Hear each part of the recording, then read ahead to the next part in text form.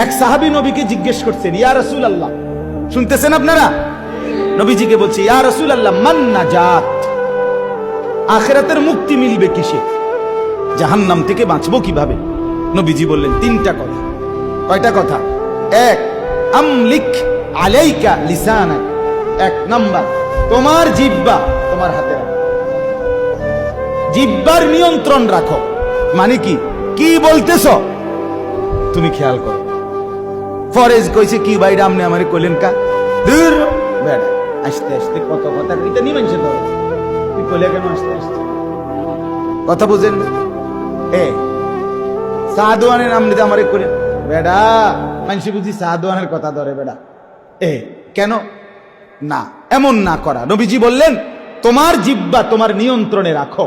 তার মানে তুমি কি বলতেছ তুমি খেয়াল রাখো, কি বলতেছ আমি, কারণ তোমার জবানের প্রত্যেক শব্দের জন্য হাসরের ময়দানে আল্লাহর কাছে জবাবদিহি করতে হবে।